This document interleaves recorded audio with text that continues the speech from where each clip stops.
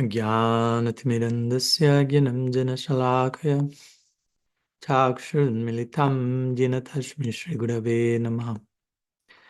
नामश्रेष्ठं मनुमापि सच्चिपुत्रम् अत्र स्वरूपं रूपं तस्याग्रजमुरुपरिं मथुरिं गष्टावतीं राधाकुन्दं गिरिवरं महं राधिकमधावसं प्राप्तो यस्या प्रतितगृपाया श्रीगुरुं तं नतोऽस्मि। वञ्चाकल्पतरुभ्यश्च कृपासिन्धुभ्यैव च तीर्थानं पवनेभ्यो वैष्णवेभ्यो नमो नमः। वन्दे श्रीकृष्णचैतन्यनित्यानन्द सहोदितो गोददाय पुष्पवन्तचित्रसङ्गोत्तमोऽनुदो जयतं सुरतोऽपन्गुर्मामन्नमथेर्गते मत्सर्वस्य पदाम्बुजराधमदनमोहनं भक्त्याविहीनाय अपराधलक्षये क्षिप्तश्चाकमादितरङ्गमाद्यं कृपामयि त्वं शरणं प्रपानं वृन्दे नमस्ते चरणारविन्दं वृन्दे नमस्ते चरणारविन्दम्। श्री सच्चिदानंद गौर हरि की जय। हरिनाम प्रभु की जय। समवेत भक्त वृंद की जय। गौर प्रेमानंद हरि हरि बोल। Bien, pranam a todos, bienvenidos. Saludos desde Ananda Ashram. Y como siempre, un gusto, un honor, una buena fortuna poder estar compartiendo con todos ustedes el satsang el día de hoy. Ah, y vamos a comenzar como lo hemos estado haciendo los últimos encuentros, las últimas semanas, compartiendo un pequeño extracto de lo que va a ser mi tercer libro, que va a ser publicado al inglés en algunas semanas y ojalá eventualmente, prontamente, al español también. Ya pronto vamos a empezar el proceso de traducción. Así que voy a compartirles un breve tráiler de la obra Evolución en el Amor Divino, compartiendo algunas ideas que obviamente quizás ya están familiarizados con ellas, pero nunca está de más seguirlas internalizando. Dice así.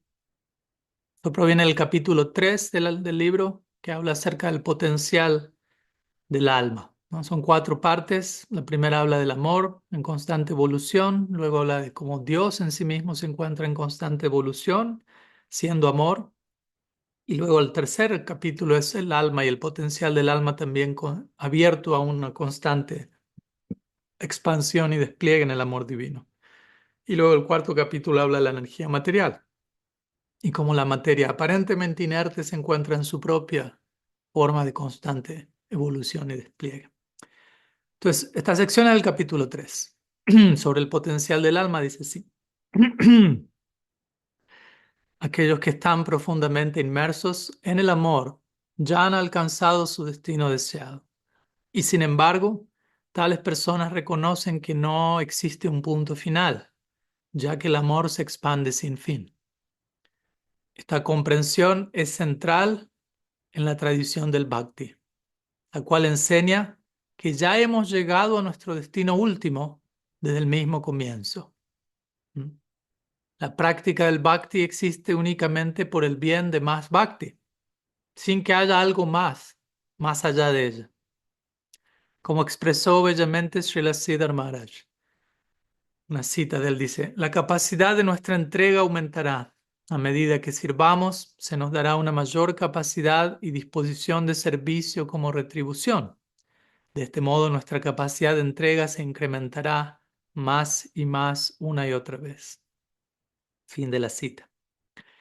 En esencia, ya estamos participando en aquello que aspiramos a hacer por la eternidad, servir en el amor. Así, ya estamos allí, sin necesidad de esforzarnos por llegar a otro lugar. Toda experiencia espiritual que despierte el sentimiento de podría hacer esto por siempre, afirma que realmente hemos tocado la esencia de nuestra práctica. Paradójicamente, el Bhakti se caracteriza por una evolución constante, lo que significa que nunca llegaremos completamente, ya que el amor se despliega infinitamente, ofreciendo experiencias cada vez más profundas de devoción. En última instancia, la vida no se trata de alcanzar una meta, sino de abrazar continuamente el viaje de una llegada siempre más profunda. Bien, esta es la sección que queríamos compartir el día de hoy. Eh, Maharash, está temblando aquí. ¿Quién ¿Cómo? está aquí en Cali? Horrible. Está temblando. Sí, Maharash, se va a poner duro. Oh my God. No Yo entiendo, vivo en un perdón. piso Y está muy 12. durísimo, durísimo. Sí, uy, ¿Está, sí, está temblando donde ustedes están en Cali? sí, en Cali. Oh, ocurre cada tanto. Ha venido temblando bastante, ¿cierto? ¿Quién más está aquí? Omaira está acá también, en Cali, creo. Ya, está temblando todavía, Dios mío, ya está muy largo. Sí, en las últimas semanas ha venido así como temblorcitos. Ay, qué pena, Maharash. Es que No, estaba duro. no hay problema. Oh my God. Tranquilo. Uf. Detengámonos por unos segundos y tratemos de orar internamente todos juntos, No, acompañándonos, no ha parado. acompañando a nuestros hermanos y hermanas de Cali, pero todos juntos en este momento, tratando de confiar, de tener fe, de tomar refugio y sí, No, no ha parado. lo que sea que tenga que ocurrir, tomar refugio, tomar fe y orar por la gracia y de la aceptación y confiar de que pese a todo lo que pase, siempre mantenemos la conexión divina. ¿Mm?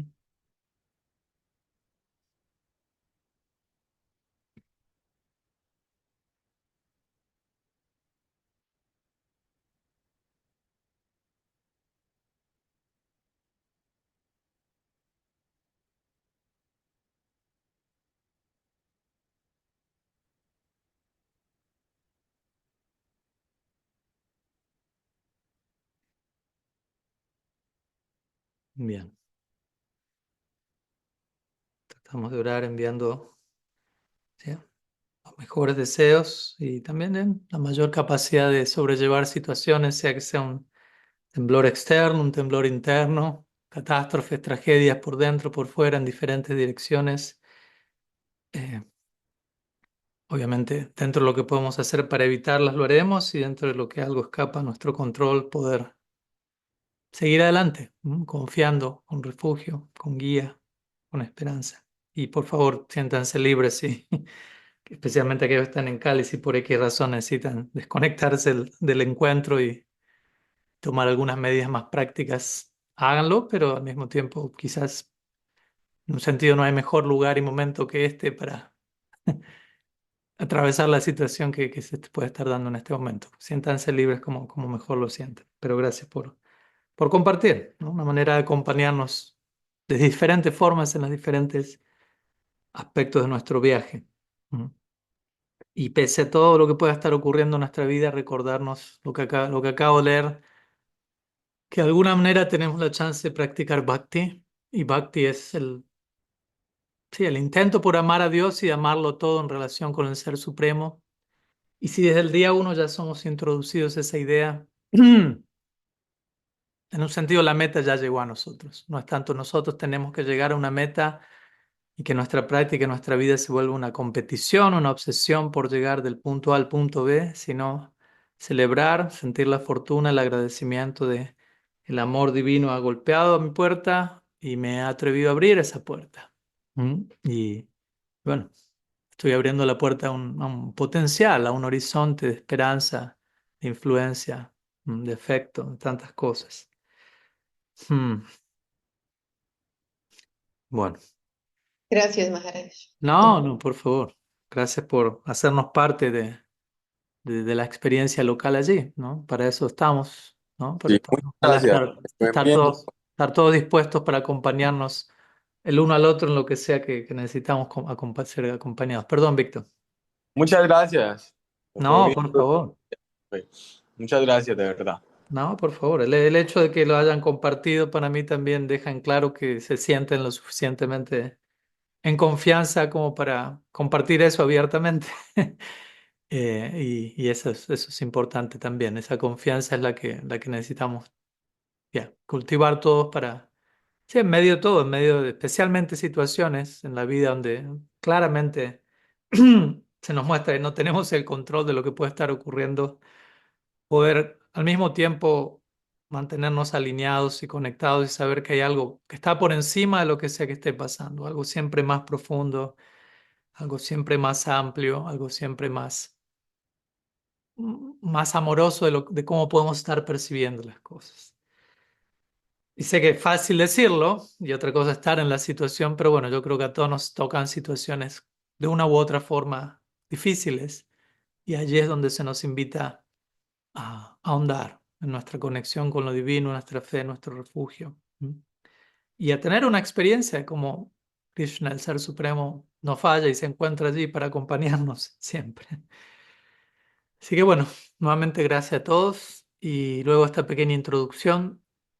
Vamos a pasar a cualquier pregunta que puedan tener hoy, cualquier tema, cualquier necesidad de expresar, compartir algo. Nos quedaron dos preguntas de la clase anterior pendientes, así que voy a comenzar con ello. Y más allá de esas dos preguntas, que algunas están relacionadas la una con la otra, más allá de esas no tengo ninguna más, así que si alguno de ustedes tenga algo que compartir, desee presentar algo, pueden levantar su mano digital o enviar un mensaje escrito y eventualmente lo vamos a estar abordando. ¿Mm? A ver. Mm, ok. Tenemos una primera pregunta que fue enviada por Omaira ayer. O sea, no fue enviada, fue presentada en nuestro encuentro la semana pasada. Y bueno, no había llegado a dar el tiempo para abordarla. Y luego hay una pregunta que Ragatmika Bhakti, desde Córdoba, Argentina, envió, que tampoco pude llegarla a abordar. Así que vamos a abordar esas, vamos a comenzar con ellas dos, ya que de alguna manera una está relacionada con la otra. Así que tal vez al responder a una estoy respondiendo a la otra también, veremos. Y luego, como digo, invitados a presentar lo que deseen. Entonces, básicamente, Mayra pregunta, ¿podríamos profundizar en el concepto de karma? ¿Mm? Ya que recuerdo la semana pasada, hablamos brevemente sobre el karma y mencioné como conceptos que muchas veces consideramos básicos, como karma, y pensamos que, hoy ya lo entiendo, ya sé qué es el karma, próxima lección, por favor. Y no, probablemente necesitamos eh, hablar de la manera más profunda posible acerca de aquellos temas que consideramos de los más básicos. Personalmente muchas veces siento sí, ese llamado, esa inspiración. Srila Siddhar Maharaj en una ocasión eh, dijo eso, ¿no? Ya que Srila Siddhar Maharaj, uno de nuestros maestros, él en un sentido no era tan conocido, en una ocasión en realidad lo que ocurrió fue así, un devoto que escuchaba de Srila Siddhar Maharaj eh, intentó, ¿cómo decirlo? Imitarlo sin mala intención, pero ¿no? Cuando uno se inspira con alguien, uno muchas veces sin darse cuenta termina imitando a esa persona. De vuelta, sin mala intención, por admiración, etcétera. Y en un sentido de antes se dio cuenta, no puedo imitarlo, ¿no? O sea, uno, no puedo ser la otra persona, básicamente. Y, y él en una ocasión luego entonces le preguntó a otro devoto, le dijo, escucho si la Siddhar Maharaj me veo tan inspirado, pero luego cuando intento compartir cómo lo hace, no lo logro hacer. ¿Cómo es que él hace para siempre estar hablando de temas tan elevados? Y el otro devoto le respondió muy interesantemente, le dijo, no, Srila Siddhar Maharaj generalmente no habla de temas elevados, aunque pudiera hacerlo. Generalmente él habla de temas muy básicos, de la forma más profunda posible. ¿Mm? Lo cual es un punto muy interesante. O sea, él sabe, él puede hablar de temas muy elevados, muy esotéricos, muy confidenciales, pero también él es muy cuidadoso de no hablar de algo así de manera barata. Entonces, generalmente él se concentra en temas más bien elementales, básicos, pero trata de abordarlos de la forma más elevada y profunda posible. ¿Mm? Y yo diría que si uno tiene la capacidad de hacer eso, eso va a garantizar o le va a dar a uno permiso, por decirlo así, para realmente adentrarse en temas más elevados, desde un lugar genuino, porque es mucho más preferible hablar de algo básico de forma muy profunda que hablar de algo muy profundo de manera muy básica, muy superficial. no estaríamos honrando la profundidad del tema. Entonces, obviamente, ahora yo voy a estar diciendo algo, no me estoy comparando con Srila Sridhar Maharaj y no estoy diciendo que tenga esa capacidad de hablar de algo básico de forma profunda siquiera, pero me siento inspirado y ya identificado con ese intento de sentar las bases de nuestra tradición o de la tradición, la práctica espiritual en general, pero tratar de ahondar en esas bases. Y eso va a generar un cimiento suficientemente fuerte para cuando hablemos de cosas más profundas, finas, esotéricas, haya una base firme que nos sostenga. Entonces, karma es uno de esos temas que muchas veces puede ser visto como algo, como digo, como algo introductorio, como algo básico, como algo no muy elevado, pero también podemos tener una idea muy básica, muy simplista de qué es el karma. Karma, acción y reacción. Listo, próximo tema, ¿no? ¿No? Haces algo y recibes algo acorde a cómo actúas. ¿Qué más? Obviamente no estamos cancelando esa idea, pero hay tantas implicancias, hay tantos detalles. Entonces vamos a tratar de honrar la invitación de Omaira a tratar de profundizar en el concepto del karma. Y de vuelta, tampoco lo que diga ahora no es todo lo que se puede decir al respecto del karma, tanto podríamos estar diciendo durante tanto tiempo, pero vamos a tratar de tocar en algunos puntos como para también tener una idea más, para abrir un poco el panorama y darnos cuenta, uy, este tema era más matizado, más complejo, más variado de lo que yo creía que era con esta idea más simplista, ¿m? De karma. Bueno, por empezar, karma significa, como siempre, cualquier término sánscrito puede significar más de una cosa y depende en gran parte el contexto en el que la palabra aparece. ¿M?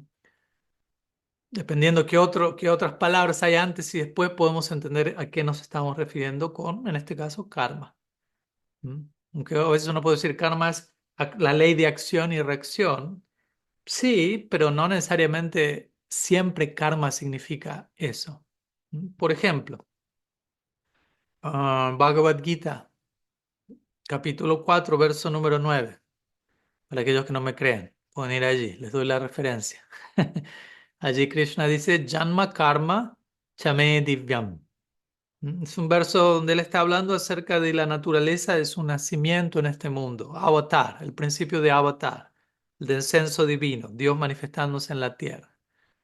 Y él habla de Janma Karma. Janma significa nacimiento y Karma también significa actividad o acción. ¿Mm? Y él dice, Janma Karma Chame Divyam. Cuando yo nazco, mis acciones y mi nacimiento son Divyam. Divyam significa divinos, trascendentales. Entonces, en este caso, Krishna se refiere a su nacimiento como a sus acciones, perdón, como Divya Karma. ¿Mm? Porque aquí karma significa actividad. No se está refiriendo a una ley material aplicable a las almas condicionadas en este mundo. Esa es otra aplicación de karma. Pero también podemos hablar de karma en relación con Krishna, como él mismo lo hace en este verso que le estoy mencionando, ¿no? Entonces él dice karma significa acción divina. La palabra que más utilizamos para referirnos a eso es lila en nuestra tradición, que significa juego, ¿no? Krishna lila, el juego de Krishna. A veces usa la palabra pasatiempo, una actividad espontánea, una actividad libre, una actividad más allá de las restricciones de este plano. Entonces, cuando Krishna actúa, él ejecuta lila. Otra manera de referirnos al lila es divya karma, acción divina, juego. ¿Me explico? Entonces, ya empezamos a tener una idea distinta de, ok, karma también puede referirse al juego divino, espontáneo y orgánico de Krishna, no necesariamente a una ley que se aplica a aquellos que no están iluminados, ¿no? Esa es otra explicación. Quizás la idea más popular de karma, pero como digo, cuidémonos de limitar estos términos a un solo significado. Siempre necesitamos saber en qué contexto aparece la palabra karma. Y allí podemos tener una idea más central. Obviamente, karma también se refiere a esta ley de lo que se llama esa acción y reacción, que en base a cómo uno actúa, se recibe un resultado de esa acción. Ahora, hay algo importante a aclarar a ese respecto, hay varias cosas, ya que muchas veces he escuchado que se concibe la ley del karma como un castigo y muchas veces también se genera un tipo de insensibilidad en cómo nos relacionamos con lo que les puede estar pasando a otras personas en este mundo, ¿no? Como si yo vaya caminando por la calle y veo a alguien pasando hambre y uno podría decir, ah, bueno, eso es su karma y sigo caminando. Incluso si es su karma, la idea no es que yo me relacione con esa persona tan fríamente, ¿no? Más bien que yo me compadezca, que yo sienta algo, que yo me vea inclinado a acompañar a esa persona en su karma, si queremos definirlo de esa manera. De vuelta, la palabra karma no es una mala palabra. La palabra karma en última instancia no es una ley castigadora, como siempre trato de decirlo, es una ley educativa. ¿Mm? Es una ley que existe, un código universal que existe con una intencionalidad, con la intención de que nos volvamos seres humanos responsables. ¿No? Porque la responsabilidad última es el amor, ¿no? Así es como personalmente gusto de verlo. Cuando uno aprende a amar plenamente, existe la responsabilidad última. En la medida que uno está aprendiendo a amar, uno está aprendiendo a ser responsable. Entonces la ley del karma en última instancia está asistiendo al amor. ¿Por qué? Porque está intentando enseñarnos responsabilidad. ¿Mm? Responsabilidad implica la habilidad de responder, ¿no? Responsibility en inglés sería la habilidad de responder a la vida, de responder a las situaciones con responsabilidad, con compromiso, como diríamos, haciéndome cargo también de mis acciones, sabiendo yo puedo actuar de una manera que lastime a otra persona. Entonces, si como resultado de eso alguien me lastima, el espíritu de esta reacción no es tanto castigo, sino permitirme ser más empático, permitirme entrar en el mundo de la otra persona y entender, hacer la conexión. Yo hice sentir esto a esta otra persona y ahora yo estoy teniendo la chance de sentir lo que la otra persona sintió. Dolor, tristeza en este caso. Ahora puedo conectar con la experiencia del otro. Puedo ser empático, puedo ser comprensivo, puedo ser compasivo. Ese es el espíritu, esa es la intención, ¿m? De este código universal. Algunas personas usan karma, otras personas prefieren usar otra palabra. Al final del cuento es una palabra. El punto es que la entendamos correctamente y que nos relacionemos con ellas de un lugar, como digo, saludable. ¿M? Porque a veces se traduce el karma como justicia divina. Y no tenemos nada en contra de la justicia, ¿no? Es necesaria. Al mismo tiempo, la justicia no lo es todo. También existe la misericordia o la gracia divina. Como di el ejemplo previo, uno puede ir caminando y encontrar a alguien padeciendo los frutos de sus acciones previas, ¿no? En una forma u otra. Y yo puedo decir, ok, estás padeciendo los frutos de tus acciones previas. Espero que entiendas la lección. Pero también puedo extender mi afecto, mi presencia a esa persona más allá de lo que la persona está recibiendo en términos de justicia. Y eso sería una forma de misericordia o compasión. De hecho, la palabra pasión significa sufrir. Y como la pasión de Cristo. Y significa con. Entonces, compasión es sufrir con sufrir con el otro. Estar dispuesto a entrar en ese espacio, en ese lugar, ¿no? En lugar de decir, bueno, tu sufrimiento es tu karma. Buena suerte. O misericordia. Misericordia significa ser cordial con la miseria del otro. Misericordia. De vuelta, todas estas palabras que utilizamos implican eso. Y muchas veces nosotros necesitamos eso. Muchas veces podemos estar recibiendo el fruto de nuestras acciones previas en esta vida y hay muchas lecciones a aprender allí y ojalá que las podamos aprender y el dolor y el sufrimiento muchas veces también edifica, ¿no? No por generar una doctrina masoquista, pero también o sea, está comprobado, muchos estudios que se han hecho con personas que han vivido situaciones difíciles, básicamente todo ser humano en este mundo, Y ellos miran hacia atrás y agradecen de alguna manera lo que vivieron y entienden cómo haber sufrido esto, pasado por esto, les sirvió para tener más empatía, más comprensión, más compasión, más madurez, más integridad en su carácter, en su personalidad, más agradecimiento por lo que tienen, habiendo perdido ciertas cosas, etcétera, etcétera. De vuelta, con esto no estoy diciendo tratemos de buscar sufrir lo más posible, comportémonos mal, así tenemos un karma cada vez más intenso, así aprendemos más. No, no, no, no estamos diciendo eso. Pero sí dejando en claro que cuando sea que eso ocurra, hay una intención allí, hay un propósito que podemos extraer, hay una enseñanza de la que podemos aprender. Y sé que hay situaciones muy difíciles y de vuelta, aquí estoy hablando de manera general y sé que quizás en este mismo instante alguno de ustedes puede estar atravesando una situación muy compleja, si queremos llamarlo kármicamente hablando.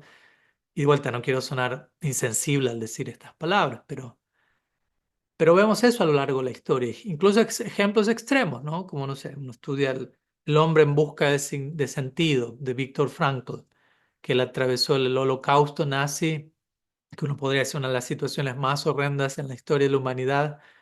Y pese a eso, él logró extraer profundas enseñanzas y significado y crecimiento y madurez. De vuelta, no es que uno está deseando que alguien viva eso para aprender sus lecciones, pero el punto al que quiero ir es, en situaciones extremas como esas podemos ver ejemplos. No digo que todo el mundo vivió el holocausto como Viktor Frankl lo hizo, pero alguien como él, y no solo como él, nos da un ejemplo de cuál es nuestro potencial, ¿no? De qué capacidad realmente tenemos cada uno de nosotros, no es solamente Viktor Frankl, de poder extraer propósito, significado, lecciones, riqueza, incluso en aquellas situaciones o especialmente en aquellas situaciones que muchas veces catalogamos como lo peor que me podría estar pasando.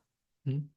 Entonces, en un sentido, esta noción de karma tiene que ver también con invitarnos a la aceptación, no a una aceptación fatalista, a una resignación.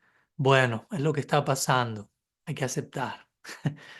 Pero aprenderlo a aceptar desde un lugar de confianza, ¿no? Desde un lugar de confío en el orden cósmico, digámoslo así. Confío en que hay ciertas leyes divinas y que por algo estoy en esta situación en particular.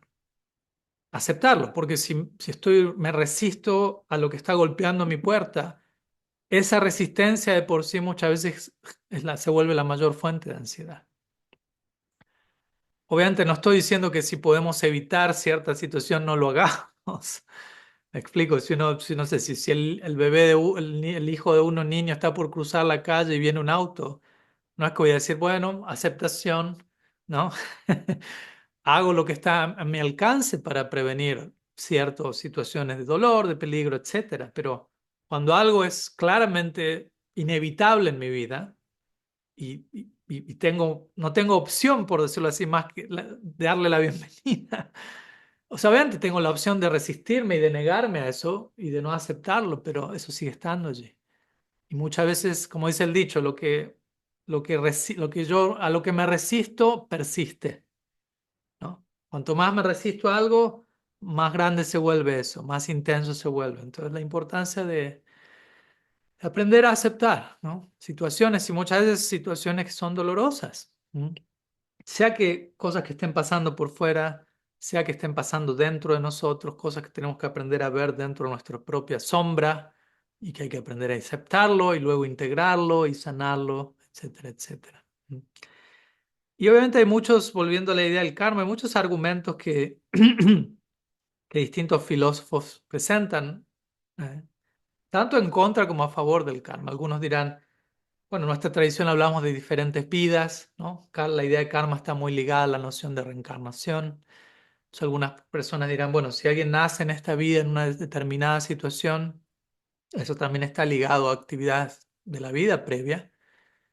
Y alguien puede decir, bueno, pero uno idealmente, si uno no recuerda lo que uno hizo en una vida previa, y supuestamente si la ley del karma tiene la intención de edificarme, de instruirme, de que yo aprenda mi lección al conectar, ok, esto está pasando por lo que hice en este caso en particular. Si no recuerdo lo que hice en una vida previa y como resultado de eso nazco en esta vida, en una situación X, ¿qué propósito tiene eso? si no me acuerdo qué generó eso, ¿no? Argumentos como eso se presentan a veces.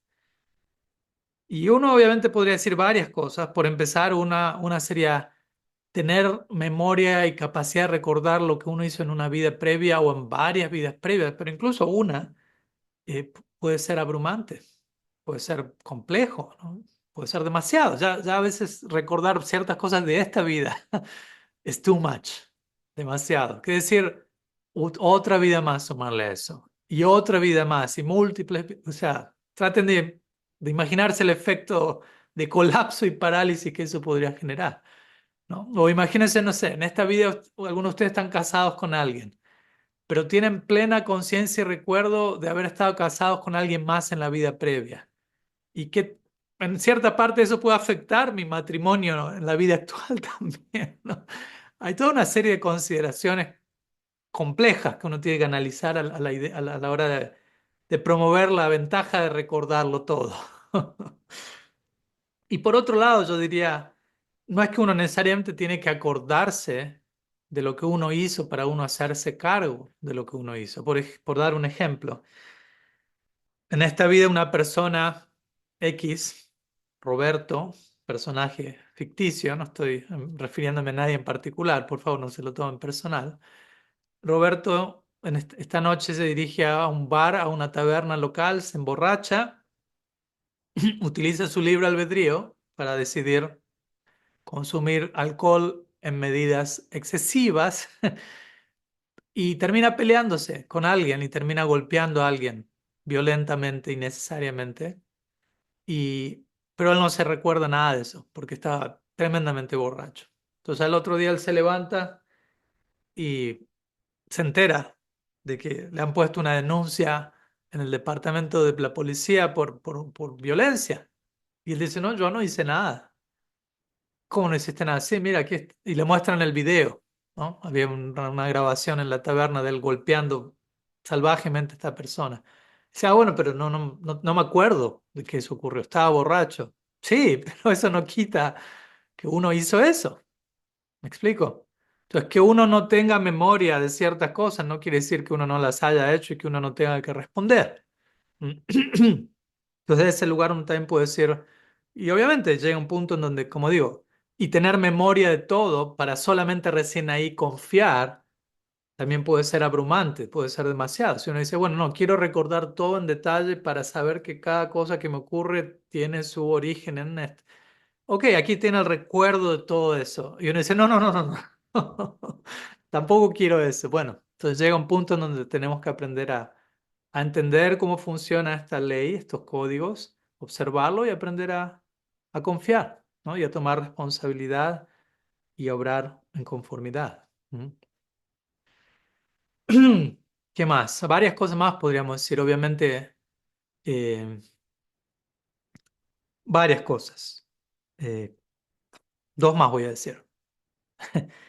Una de ellas es que las escrituras declaran que el karma puede ser trascendido al uno rendirse a Krishna. Cuando uno como alma es una unidad de libre albedrío, cuando uno elige voluntariamente tomar refugio en lo divino, la ley del karma de alguna manera cumplió su función y uno ahora se encuentra bajo la influencia de otro departamento, la gracia divina. ¿Mm? Y obviamente no es blanco o negro, es proporcional, gradualmente uno se mueve de un lugar al otro. Krishna dice en el Bhagavad Gita, creo que es capítulo 9, verso 13, Mahatmanastu Mampartam Daivim Prakritim Ashritaha. Las grandes almas, mis devotos, se encuentran bajo el refugio de la energía divina. ¿Mm? Él dice en la conclusión del Bhagavad Gita, capítulo 66, verso 18, Sarvadharman Parityaya, aquel que se entrega a mí plenamente, yo lo protejo de toda reacción, no temas. ¿Mm? Entonces él da esa garantía. ¿Mm? Si tú te rindes a mí por completo, estás más allá del karma. ¿Mm? El karma queda trascendido. Esa es la única manera en la que podemos trascender el karma. Si uno no elige voluntariamente rendirse a lo divino, tomar refugio en esa energía, el karma es la otra opción que queda. Y de vuelta, esa otra opción no es malintencionada, es una ley que existe tratando de llevarnos hacia el refugio de lo divino. De vuelta, es una ley universal que opera en complemento a la gracia divina, no es en oposición, no estamos aquí hablando de Dios y el diablo o algo por el estilo, ¿no? Sino es una ley, como digo, educativa que intenta formarnos en términos de tomar responsabilidad por nuestros actos y entender que la responsabilidad última es el amor divino. Entonces, cuando encontramos sufrimiento en este mundo, en nuestro caso, en otras vidas, en la vida de otros, de vuelta, en gran parte no quiere decir que Dios no está interfiriendo, que Dios no es misericordioso. Algunos dicen, bueno, pero Dios es omnipotente, si Él quiere puede cancelarlo todo inmediatamente. No, no es tan simple como eso, porque el alma tiene libre albedrío. ¿Mm? Esa es una cualidad intrínseca del ser, de cada uno de nosotros. Entonces, tener libre albedrío implica tener la posibilidad de decidir cómo actuamos y eso implica el fruto de esa decisión. Entonces, si Dios interferiría, cancelaría eso, estaría cancelando nuestro libre albedrío. Y si nuestro libre albedrío queda cancelado, nosotros como almas quedamos cancelados, porque una cualidad intrínseca del alma es libre albedrío. ¿Mm? Y obviamente el alma nunca puede dejar de ser lo que es, ¿no? En el capítulo 12 del Bhagavad Gita, perdón, capítulo 2, verso 12, Natue Vaham Natyunasam Natvaneme Janadipa Nachaiva Navabhishya Mahasar Vivayama Taparam. Creo que ese fue el primer verso que me memoricé el Bhagavad Gita. Y allí Krishna le dice a Arjuna, ni yo, ni tú, ni ninguno de los presentes en el campo de batalla, eh, todos existimos y todos vamos a seguir existiendo en el futuro, por lo que somos. En otras palabras, el alma existe, existió, existe y va a seguir existiendo. No es que en algún momento deja de existir. En otras palabras, si el alma tiene libre albedrío, eso siempre tiene que existir, eso nunca puede dejar de existir. Entonces, si un alma que no elige tomar refugio en lo divino, elige vivir desde otro lugar, ok, existe la ley del karma para tratar de refinar a esa persona y Dios no puede cancelar eso, ¿no? Dios no puede venir a interferir y cancelar el sufrimiento de esa persona, porque cancelar eso sería cancelar el libre albedrío de esa persona en la forma del fruto de sus acciones previas. Y si él haría eso, el alma deja de existir por lo que es, con una cualidad intrínseca del libre albedrío. ¿Me explico? Pero una vez que un alma voluntariamente decide, ¿no?, dedicar su vida a lo divino, entonces Krishna honra esa decisión voluntaria porque de vuelta el amor es voluntario, ¿no? Y Krishna es amor, ¿no? Dios es amor. La Biblia lo dice, Rasa Vaisaha, los Upanishads lo dicen. Dios es amor, el amor es voluntario, por lo tanto el amor no es control, no se impone. El amor invita a una participación voluntaria mutua. Entonces, a menos que uno voluntariamente decida darse amorosamente a Krishna, Krishna no nos va a obligar a hacer eso. Krishna está abierto a eso, Krishna ya nos ama incondicionalmente y trata de participar en nuestra vida de la mejor forma posible sin que eso cancele nuestro libre albedrío. Pero hay una parte que solamente nosotros podemos hacerla, ¿no? Y hasta que eso no ocurra, con todo el dolor en su corazón, Krishna no puede, de vuelta, forzarnos a hacer algo que nosotros tenemos que hacer. Si no, ahí el amor pierde sentido. Ya deja de ser un intercambio mutuo, amoroso, voluntario. Entonces, de ese lugar, el karma puede ser trascendido a través del bhakti, por ponerlo en esos términos, a través de la entrega a lo divino. Ya no las enseñanzas que el departamento kármico tiene para darnos cumplió su propósito y nos encontramos bajo el refugio de la gracia divina. Pero es importante entender que la intención del departamento kármico es llevarnos en la dirección del refugio de la gracia divina. La ley del karma es una ley universal que opera en complemento a la voluntad divina, no en oposición o en competencia.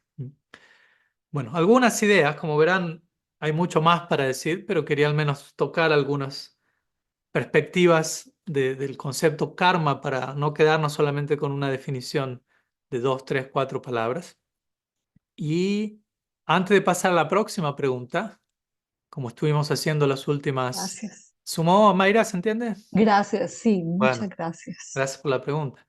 Y como estuvimos haciendo los últimos encuentros, más que hacer una serie de chat grupales al final del encuentro, vamos a estar haciendo algunos al final de cada pregunta. Así que voy a detener ahora la grabación, los voy a invitar a a aquellos que desean hacer parte del grupo, ahí podemos conversar por un momento durante 5 o 6 minutos si algo cambió en su perspectiva del karma, la idea que tenían hasta el día de la fecha y ahora luego de escuchar algunas de estas palabras, si algo que cambió, qué fue eso que cambió. Y aquellos obviamente que por X razón prefieran no participar en los grupos, necesiten hacer algo más durante los próximos 6 minutos, 7 minutos que vamos a usar. De todas maneras pueden también reflexionar sobre eso y nos vamos a estar viendo en unos minutos. Bien. Bienvenidos a todos de regreso nuevamente. Espero que hayan tenido un compartir nutritivo. ¿Cómo sigue todo por allá en Cali con el tema del temblor?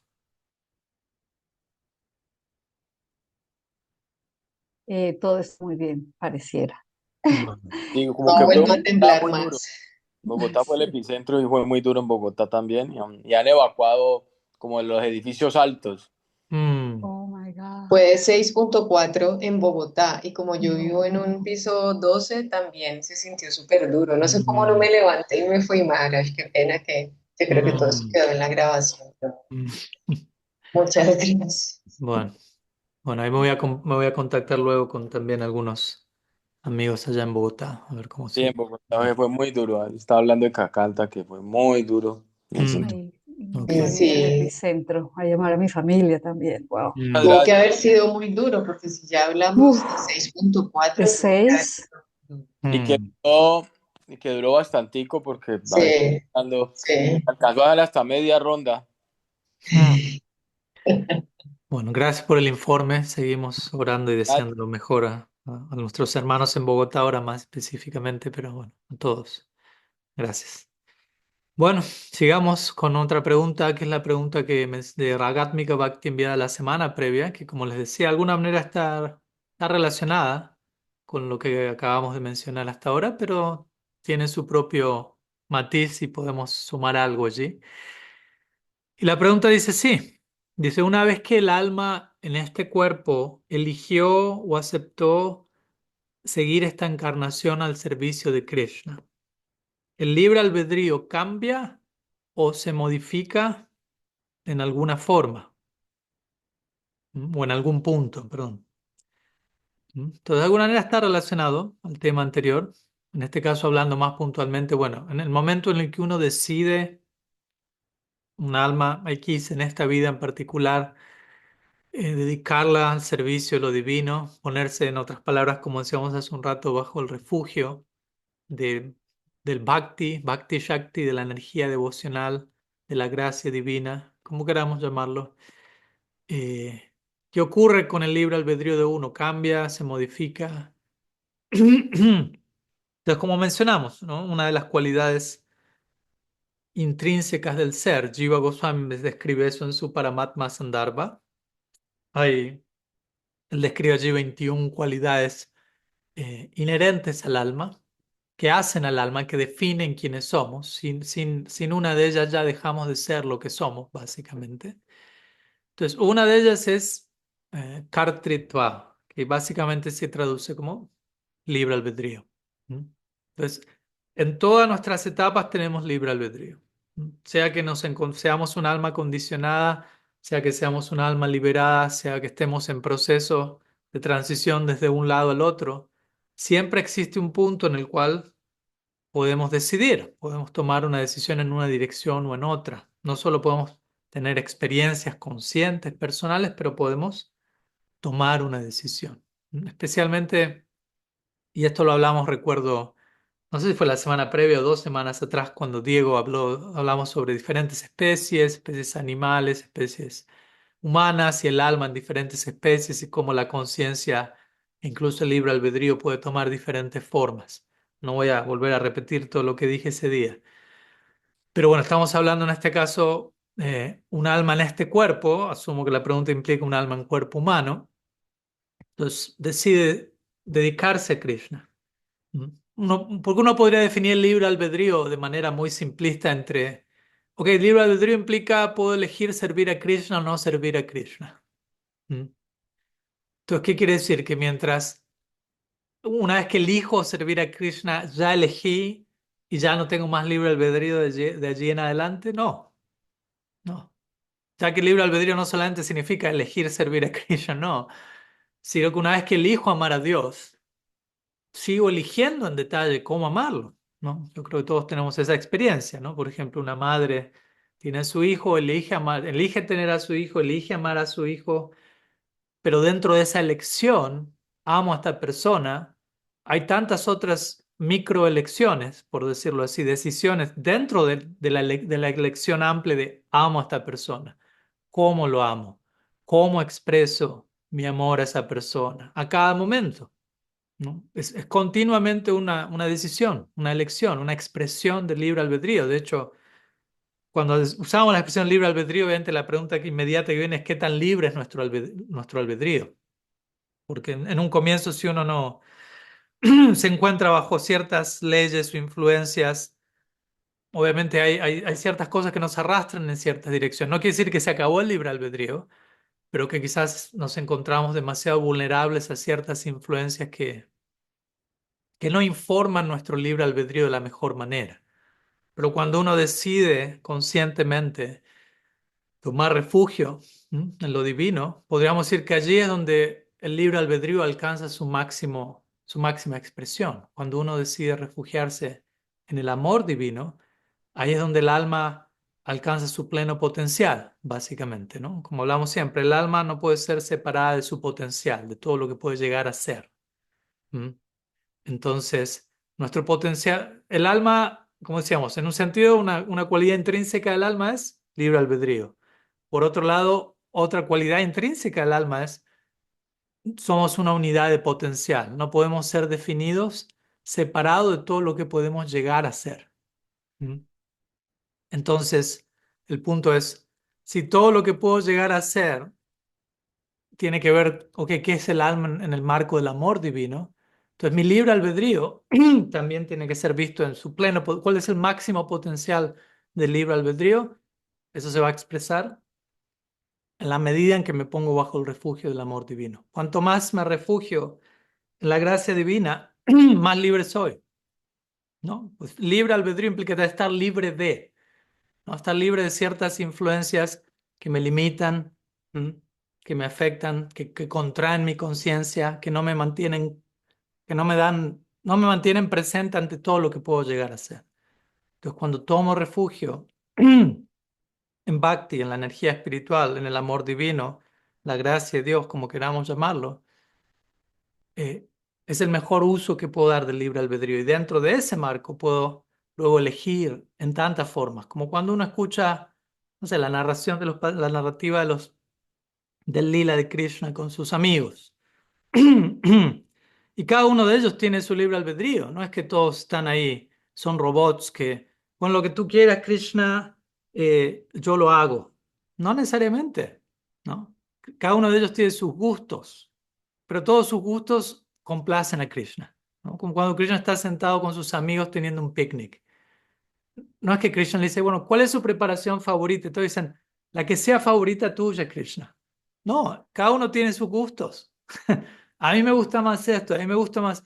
Pero todo eso es en el marco de amar a Krishna. ¿Me explico? No, no es una expresión de la individualidad en un lugar separatista, egoísta, autocentrado. Entonces, cada cual tiene su gusto, cada cual tiene su libre albedrío, su expresión única de cómo amar y dar placer a Krishna. Y eso es lo que da placer a Krishna. Krishna no quiere que seamos eh, autómatas, básicamente, ¿no? Que cada cual, él quiere que cada cual retenga su libre albedrío, no solo que lo retenga, sino que lo expresemos en nuestro máximo exponente. Entonces, eso es lo que podemos ver en la vida de un alma liberada, ¿m? La plena expresión del libre albedrío, todo lo que podemos llegar a ser. Unas breves palabras, ya que en parte respondí a la pregunta con mi respuesta previa a la pregunta de Oriana.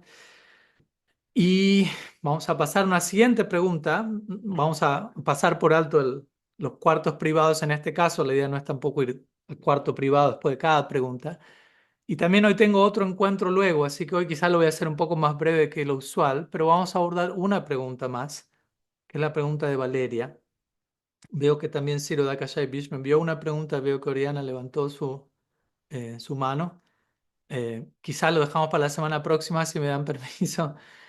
Así que voy a la pregunta de Valeria y quizás con eso concluimos hoy. Obviamente vamos para cerrar también unos cuartos privados y de ahí vamos a estar cerrando el encuentro. Entonces, Valeria dice, ¿podría decir algunas palabras sobre qué papel juega la energía ilusoria en la manifestación de nuestros deseos y objetivos?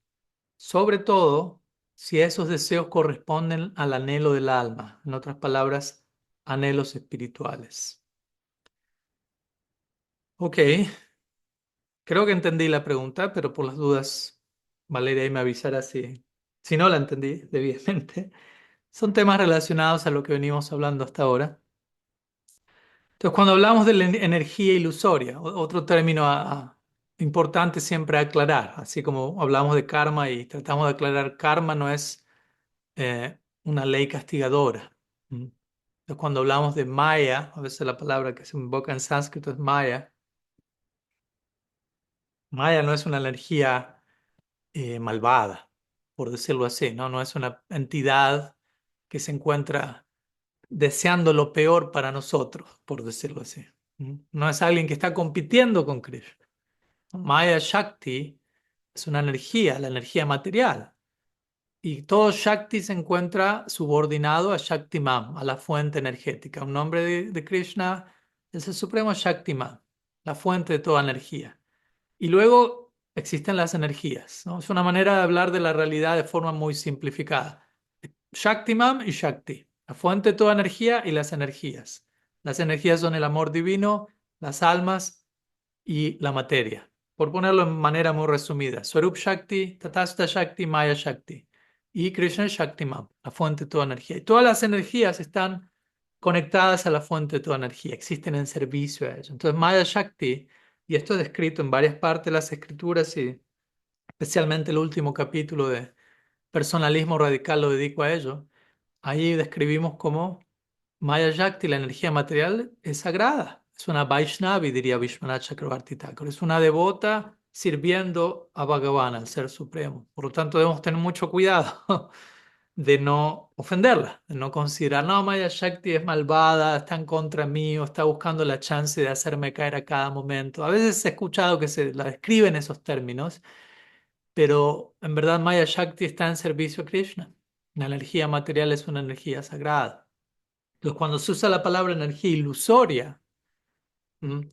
Ahí es donde muchas veces parece ser que pensamos, esa energía tiene la intención de hacerme caer en ilusión, o tiene la función o el propósito de hacerme, pero no es tanto desde ese lugar, es más, esa energía, ¿cómo decirlo? Esa energía facilita la experiencia de la ilusión para aquellos que deciden vivir ese tipo de vida.